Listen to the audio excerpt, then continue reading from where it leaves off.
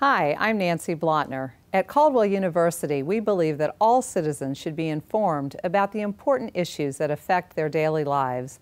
That's why we're proud to support programming produced by the Caucus Educational Corporation and their partners in public television. This special edition of One-on-One with Steve Adubato is brought to you from the Tisch WNET studios at Lincoln Center. Funding has been provided by Robert Wood Johnson University Hospital, the heart of academic medicine, the Robert Wood Johnson Foundation, Caldwell University, MagnaCare, New Jersey Credit Unions, banking you can trust, the Healthcare Foundation of New Jersey, founded by the Jewish community, and by the law firm of Gibbons, P.C. This is One-on-One. When you first heard that they were doing Charlie Rose and Gayle King, didn't you go, what? People like laughing at others, so I don't mind if the other is me.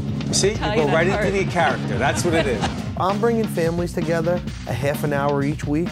Man, I'm doing something special. And so I do feel successful. Hi, I'm Steve Adubato. Welcome to the Tisch WNET studios here in the heart of Lincoln Center, Manhattan. It is my pleasure to introduce Contessa Brewer, anchor, NBC4 New York, a good friend, former colleague. How you doing? I'm so great. Life is so good, happy, living the dream. Living the dream. Describe the dream. The dream right now, I'm back in my post-Sandy destruction apartment. I came back with baby twins, and I'd waited a long, long time for these little boys. And I feel like I'm living in a little bubble of bliss. I have a great job. I live in a great city. I have a great family. Life is beautiful. It's interesting. You have had such a fascinating career so far. Will continue to. But one of the things I'm always fascinated by our business is the ups and downs, the trials, the tribulations. And people experience it in all sorts of fields. But in our business, it's public. How have you been so good at handling the public stuff? I don't know if I've really been good at it. You appear to be. I feel like we live in a day where people who watch you are part of your life, right? With Twitter and Facebook, they can communicate with you. They let you know what they like. They let you know what they don't like. Yeah, we don't ask them what they don't like. They just tell you. They're very free with their opinions. And so when bad stuff happens or when great stuff happens, they're along on the ride with you. And I've always felt like if you're going to open your life in any way, shape, or form, you have to open it up. And so when you experience tragedy, you have to be honest with the people who are along with the ride and say, my heart is hurting and I'm heartbroken and you're not going to see a lot from me right now because I need to take a step back and wallow in misery. So the wallowing people don't see. They just see when you're back up and you're ready to smile again. And that's the thing with life is that even when you go through tough times, if you can tie a knot in the rope and hang on, it will pass. When are you going to write a book? That is a very good question. I want to write a book. But now I have baby twins, and I can't figure out. They don't go together, do they? You know, they describe your day. Okay, so I get and up. Your weekend, which is different than during the week. Yeah, it's crazy. Because describe where people can see you on NBC4. Okay, so I do mornings on Saturdays and Sundays with the famous and legendary Pat Battle. The best. And when I walk down the street, people are like, Contessa, I watch you every week and I love Pat Battle. And I said, yeah, I know. Everybody loves Pat Battle. We love Pat Battle. Pat and I have a great relationship. And my boys think of her as Auntie Pat. It's really a great relationship. And so on the weekends, I'm gone to work early in the morning, and I don't know what the boys are doing at home with their dad. It's probably something very messy that mommy would not approve of, but I'm sure they have a good time. But during the week, when I'm anchoring an evening show on NBC4 or filling in across the board on NBC4, I get up with the boys at 6, I make them breakfast, we go for a walk with the dog, we read a book, we go to the playground. I mean, I'm living, at least for a few hours, life like a stay-at-home mom. And yes, I really do carry them both at the same time because they both demand it. It's that sibling rivalry starts early. It does, right? Yeah. It's such a fun thing to watch babies together, too. Am I boring you with the baby talk? Are you kidding me? What were we talking about before we got on the air? Babies, kids. Yes. Yeah. So during the week, it's different. But what I'm always curious about is this other side of it. And you do share a little bit about your kids. We were talking about this, and we were talking about the difference between public and private. But take a step back a little bit. When we worked together at MSNBC, all right, I always found that part of your career fascinating because you're high profile now, but you're high profile then in a different arena. Are you fascinated by the national? Because you're fascinated by issues. You're a public policy person. You're a news person. The difference between going from the national to this regional arena, the difference for you? Well, I mean, for one thing, it allows me to focus on family. And the stress level is far different. I mean, at MSNBC, it was an incredibly exciting and compelling job, and it was so fun to be part of that national discourse and conversation. But I didn't realize that my stress level was so high until I took a step back away from it. What do you mean you didn't realize it? You're in it. Yeah, I didn't. I was happy. I was happy doing that job. But when I got a chance to do something else, I realized that, you know, you're operating all the time in a fight or flight response. You're ready to do battle. You're girded for battle every day when you go in. And it's not like that for me now. And yet, I'm still focused on big issues. I mean, ISIS is of interest to people who live in New York City. Ebola is of concern right now. The economy. Right. Wall Street, right? That's a picture of doing a live show outside of Wall Street in 2008 when everything was crashing. And guess what? We're still talking about why are there so many homeless people on the streets of New York all of a sudden? Why are the homeless shelters overflowing with local families who can't find a place to live? What's going on with the economy when supposedly we have recovered? So I still feel very invested in the same issues that I was covering: immigration, unemployment, education, healthcare. Domestic violence. Domestic violence is a big one in our city. And in fact, I just had a meeting with the commissioner on domestic violence, the mayor's office on domestic violence to combat it. And the city is really taking an active stand. It's an issue that I'm passionate about, I'm interested in, and at NBC4, it's an issue that I can address and embrace and bring to life. Describe that, because how do you see your role? Because some people say, well, we're not supposed to be advocates. How do you see your role? Well, I've always felt like this, and my bosses know this. Even though this is not an opinion vehicle the way that MSNBC was, there are some issues that are just right and wrong.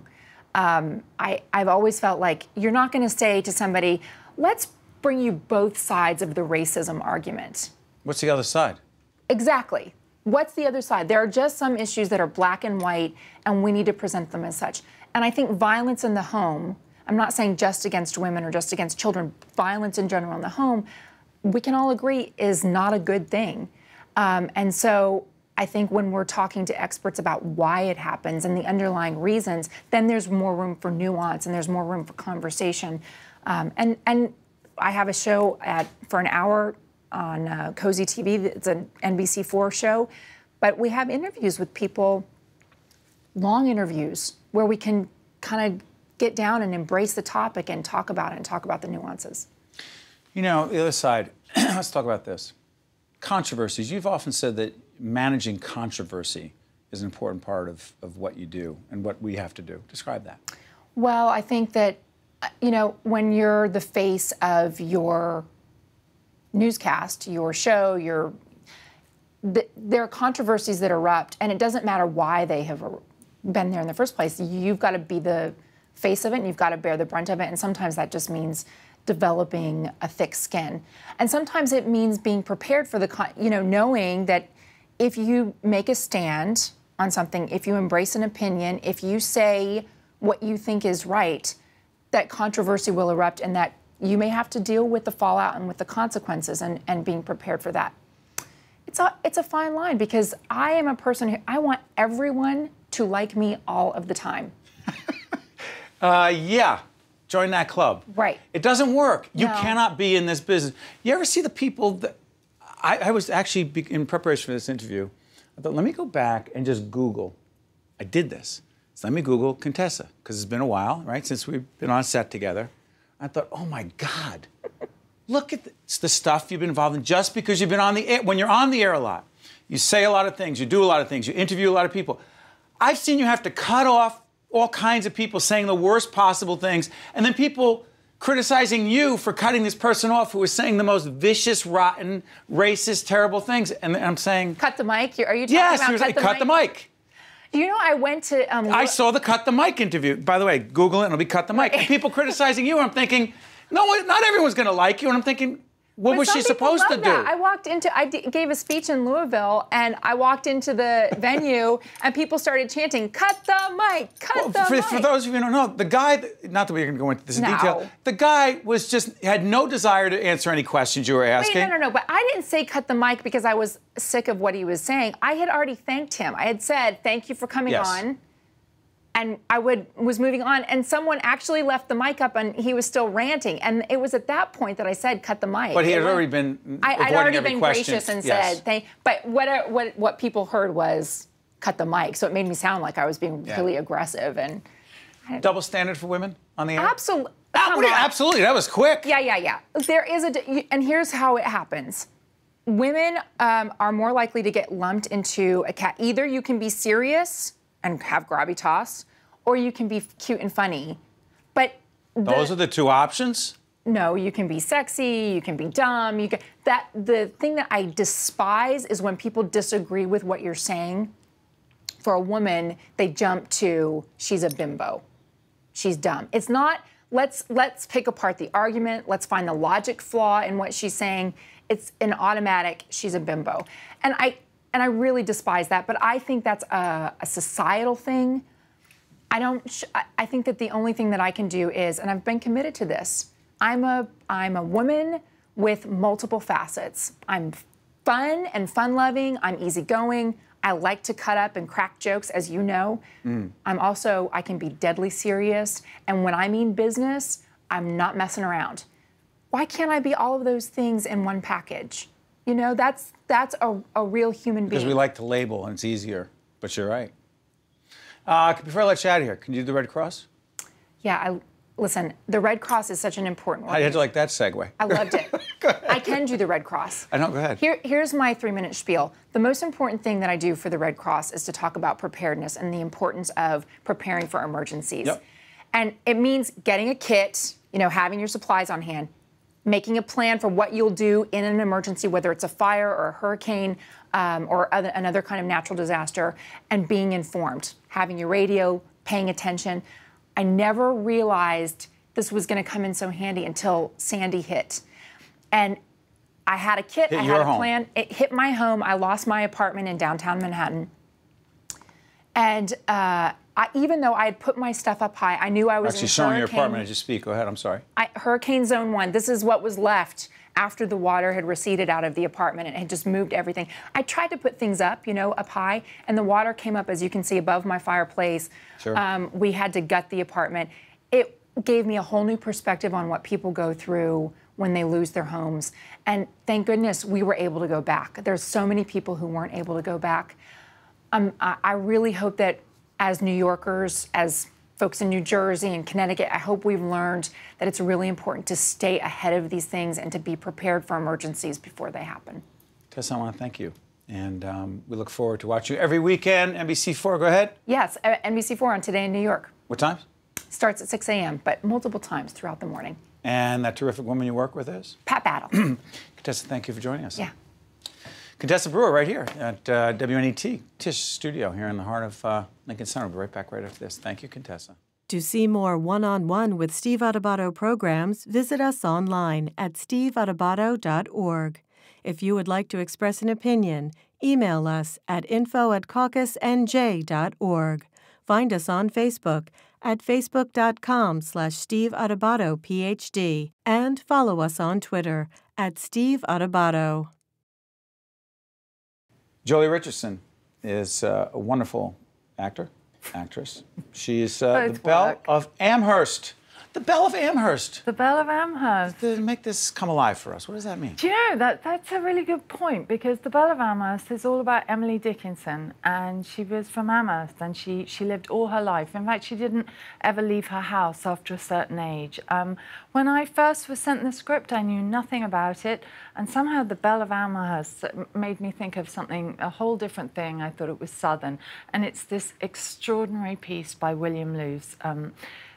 That's just interweaving the letters and the diaries of this genius. I mean, she was a genius, Emily Dickinson. Obviously, one of the extraordinary things about her was that she wasn't actually published in her lifetime. So her extraordinary worldwide... No, I mean, she'd had 7 poems published, but as a lesson to people out there that think, oh, no one appreciates me, you know, the one person that she focused on who could possibly publish her poems said, you're no good. But he also thought Walt Whitman was no good. So he gave Emily Dickinson and Walt Whitman the big thumbs down. And it was after she died that her sister and her sister-in-law started trying to get the poems out there.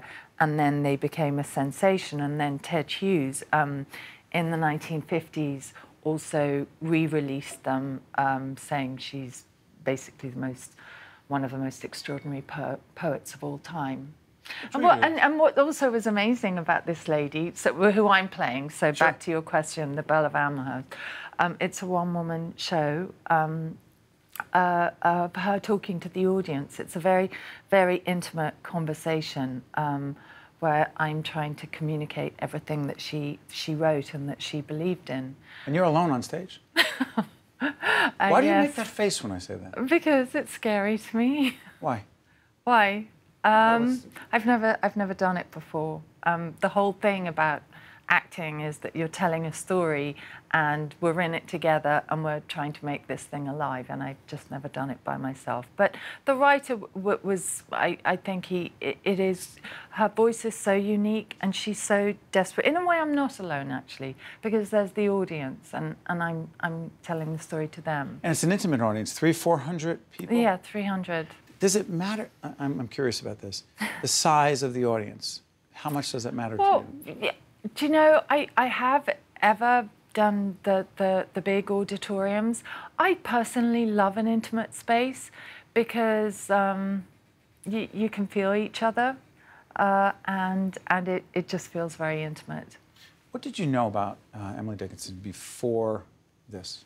I didn't know very much about her, if I'm honest. I'd no idea, like, her incisiveness. I mean, she often talks about, like, the butterfly and the bee because she was a huge naturist. I'm also a gardener. I couldn't be happier than when I'm sort of pruning my roses and digging up the dirt.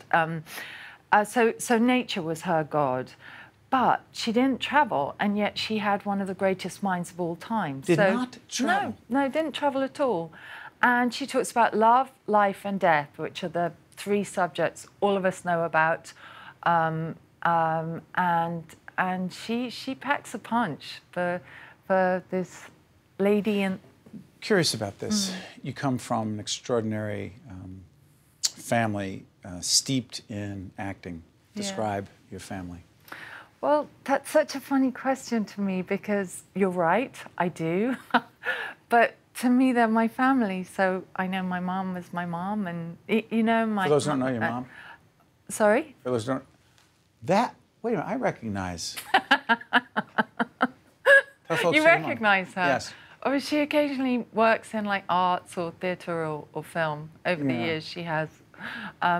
My family, you know, it's a funny thing because my father was a film director. You know, my aunt, my uncle, they're no longer with us. And how was it growing up? Well, you know, I'm of a generation before, like, although there were video games, our entertainment was, you know, making shows, putting shows on, and our father or my mother were directors. So hold on, back up. Yeah.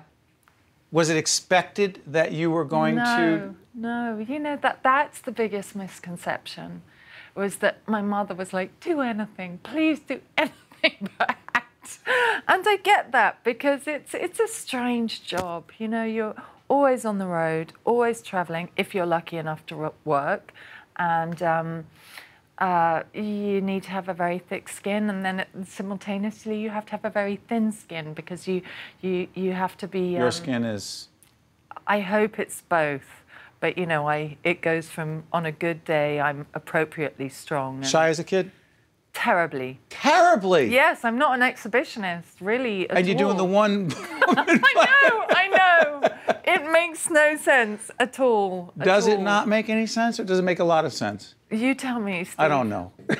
Please, I think it's fabulous. Please be the shrink on this occasion. No, I can't. And tell me. But I'm fascinated by this. Well, do you know what keeps me is that back to my family. I think I did grow up with like books and words and characters and bringing the word alive, which back to Emily Dickinson, a lot of her writing is bringing the word alive, and how obsessed she was with words. So I think, again, when people think of actors, they can get, they think, oh, what awful narcissistic, you know, people that only care about fame or money. And I did come from a slightly different thing, where it was all about the work and huge discipline, you know. That's the other thing, like dancers or singers.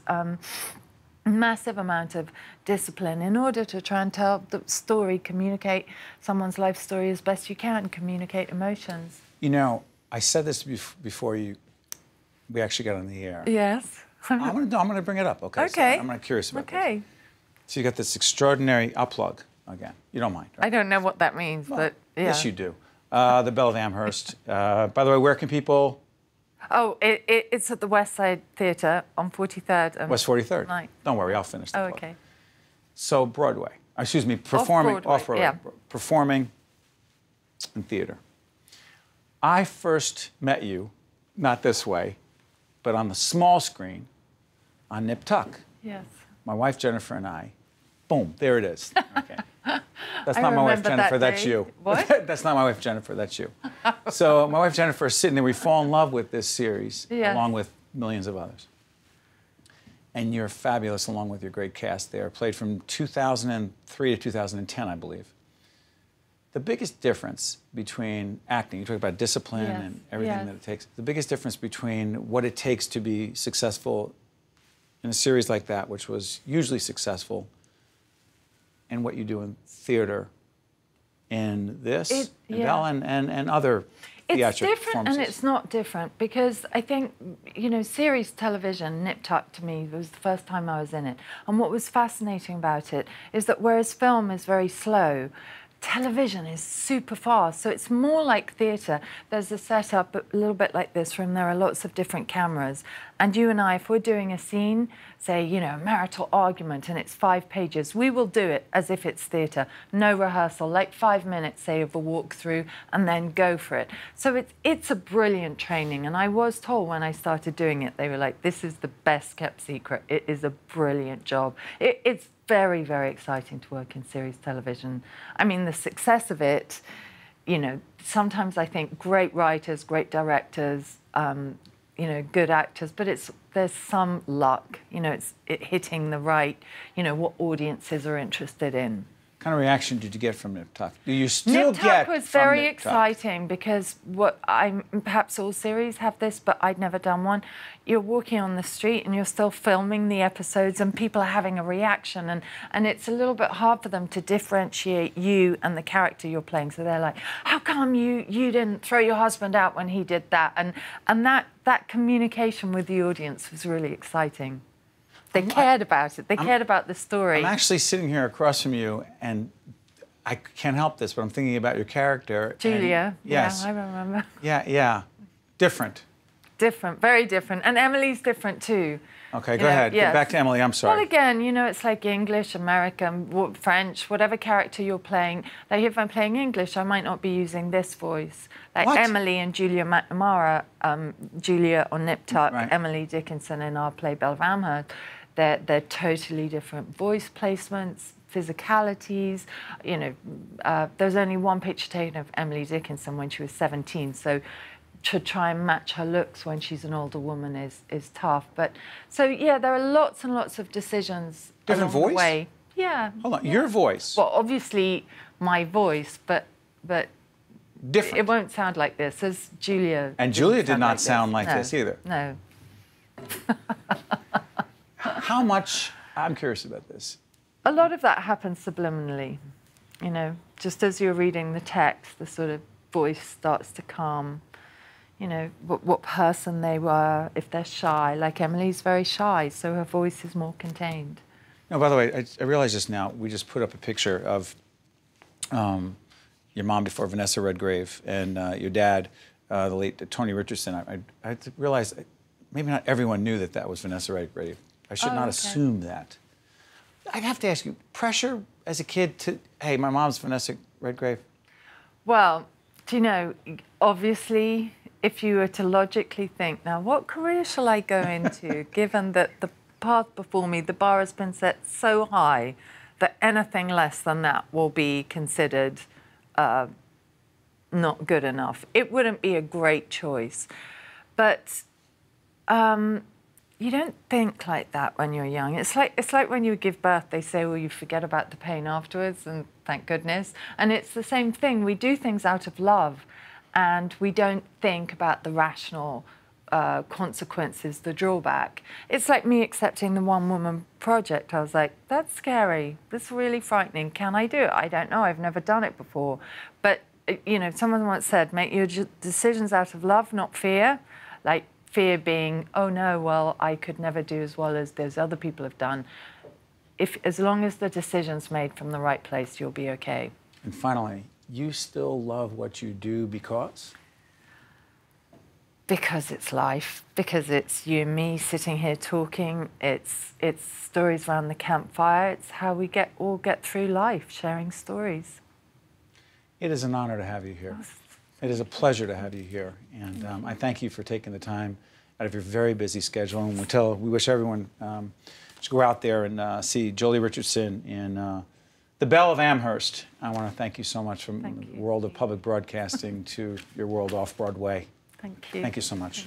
We appreciate it. One-on-One with Steve Adubato has been a production of the Caucus Educational Corporation, celebrating over 25 years of broadcast excellence. This special edition of One-on-One with Steve Adubato is brought to you from the Tisch WNET studios at Lincoln Center.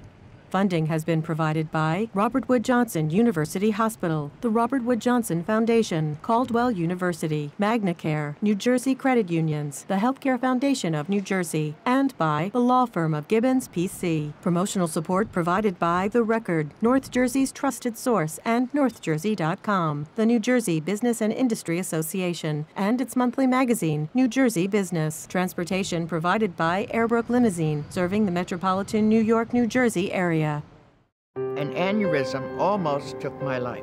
When I needed a heart transplant, survival rates mattered to me. An irregular heartbeat could have ended my life. I came to Robert Wood Johnson, and they repaired it through a hole smaller than a dime. But thanks to robotic technology at RWJ, I'm still here. That's why I chose RWJ. At Robert Wood Johnson, being the best means breakthroughs in cardiovascular care happen every day. RWJ and Robert Wood Johnson Medical School, the heart of academic medicine.